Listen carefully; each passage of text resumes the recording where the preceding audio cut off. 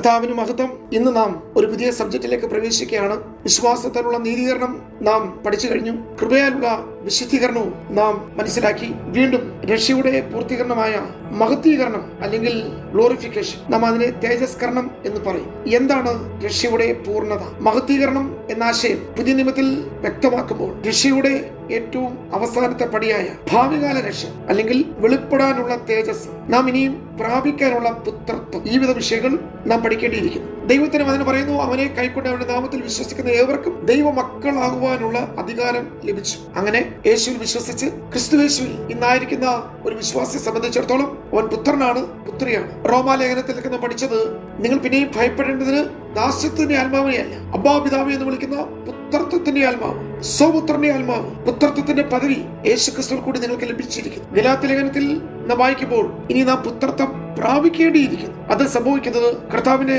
വരവിനോടനുബന്ധിച്ച് എനിക്കും നിങ്ങൾക്കുണ്ടാകുന്ന പൂർണ്ണമായ വീണ്ടെടുപ്പ്, ശരീരത്തിന്റെ വീണ്ടെടുപ്പ്, അതിൽ രക്ഷയുടെ പൂർത്തീകരണം സംഭവിക്കും. അതേ പ്രിയമുള്ളവരെ, രക്ഷയുടെ പൂർത്തീകരണം ക്രിസ്തുവിന്റെ പുനരാഗമനത്തെയാണ് സാധിക്കുന്നത്. അനേകരുടെ പാപം ചുമപ്പാൻ യേശു ഒരിക്കൽ പ്രത്യക്ഷനായി. അത് നമുക്ക് ഇപ്രകാരം പറയാൻ കഴിയും, യേശുവിന്റെ കാൽവറി യാഗത്തിലൂടെ രക്ഷ കൈവരുത്തി. ഇന്ന് രക്ഷിക്കപ്പെട്ടവരെ രക്ഷാപൂർത്തിയിലേക്ക് വരുത്തുവാനായി വീണ്ടും പിതാവിന്റെ സന്നിധിയിൽ പ്രത്യക്ഷനായി നമുക്ക് വേണ്ടി പക്ഷപാതം ചെയ്തുകൊണ്ടിരിക്കുന്നു. അതാണ് യേശു ക്രിസ്തുവിന്റെ വർത്തമാനകാല ശുശ്രൂഷ. അതിന് മഹാപുരോഹിത ശുശ്രൂഷ എന്നും നാം പറയുന്നു. വീണ്ടും എബ്രായ ലേഖനം 9:24 മുതൽ 28 വരെ വായിക്കുമ്പോൾ, തനിക്കായി കാത്തു നിൽക്കുന്നവരുടെ രക്ഷയ്ക്കായി യേശു കർത്താവ് രണ്ടാമത് അല്ലെങ്കിൽ വീണ്ടും പ്രത്യക്ഷരാകും. ഈ കാര്യങ്ങൾ നാം കൂടുതൽ പഠിക്കുമ്പോൾ വിശ്വാസികൾ ഏവരും സ്വർഗീയ പൗരന്മാരാണ്. അവർ പൗരത്വം സ്വർഗത്തിലാണ്. അവർ ഈ ഭൂമിയിൽ പരദേശികളാണ്. നാം ഈ കൂടാരത്തിൽ ഞരങ്ങുന്നു എന്ന് അപ്പോസ്തലനായ പൗലോസ് പറയുന്നു. ഈ ജീവിതം താൽക്കാലികമാണ്, ക്ഷണികമാണ്. ഇളകാത്ത രാജ്യം പ്രാപിക്കുന്നതിന് വേണ്ടി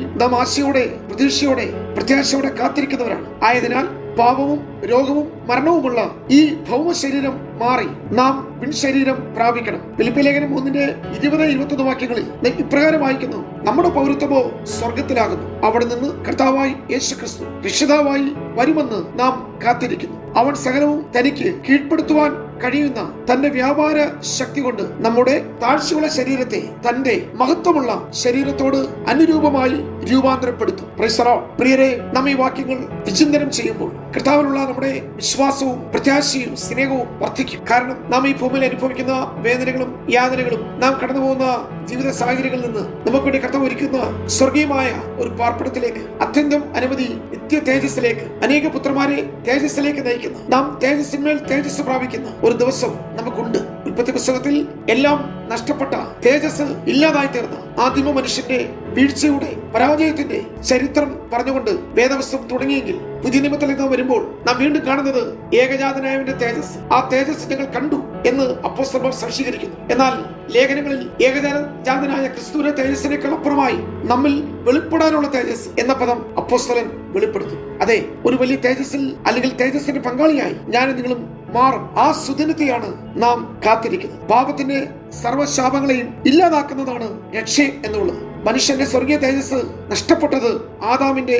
പാപം മൂലമാണ്. കർത്താവിന്റെ പുനരാഗമനത്തിൽ നാം പുനരുത്ഥാന ശരീരം പ്രാപിക്കുമ്പോൾ ആ തേജസ് നമുക്ക് തിരികെ ലഭിക്കും. സ്വർഗീയനായ കർത്താവിനൊപ്പം സ്വർഗീയന്മാരായ വിശ്വാസികളും തേജസ്സിൽ വാഴും. 1 കൊരിന്ത്യർ ലേഖനം 15:43-47-49 വാക്യങ്ങൾ. അതുപോലെ രോഗവും മരണവും ശാപവും എന്നേക്കുമായി മാറും. ദൈവത്തിന് വചനം പറയുന്നു, ഈ ദ്രവത്വമുള്ളത് അദ്രവത്വത്തെയും ഈ മർത്യമായത് അമർത്യത്തെയും ധരിക്കും. പാപത്തിന് ശമനമായ മരണം മാറിപ്പോകുമ്പോൾ, ഹേ മരണമേ നിന്റെ ജയം എവിടെ, ഹേ മരണമേ നിന്റെ വിഷമുള്ള എവിടെ എന്ന് വിശുദ്ധന്മാർ ആർത്തുപാടി ഉല്ലസിക്കും. സാക്ഷാത്തായ നിത്യജീവികളിലേക്ക് നാം കടക്കുകയും ചെയ്യും. അങ്ങനെ പാപത്തിന്റെ പിടിയിൽ നിന്നും ദേഹവും ദേഹിയും ആത്മാവും പൂർണ്ണമായി വിമുക്തമാക്കുമ്പോഴാണ് രക്ഷയുടെ പൂർത്തീകരണം നടക്കുന്നത്. ശരീരത്തിന്റെ മഹത്വീകരണത്തോടെ രക്ഷ പൂർത്തിയാകുമെന്നതാണ് ഇതിന്റെ സാരാംശം. രക്ഷിക്കപ്പെട്ടവർക്ക് മാത്രമേ ഈ മഹത്വീകരണം അഥവാ തേജസ്കരണം ലഭിക്കുകയുള്ളൂ. അതുകൊണ്ടാണ് എബ്രായ ലേഖനം 2-ാം അധ്യായത്തിൽ നാം വായിക്കുന്നത് ഇത്ര വലിയ രക്ഷ. അതേ പ്രിയമുള്ളവരെ, ഈ രക്ഷ എത്രയോ മഹത്തരമാണ്. യേശുവിന്റെ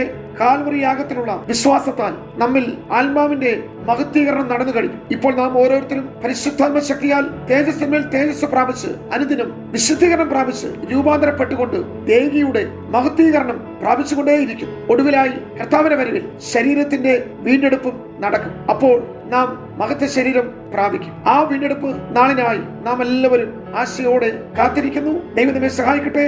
ഗോഡ് ബ്ലെസ് യു.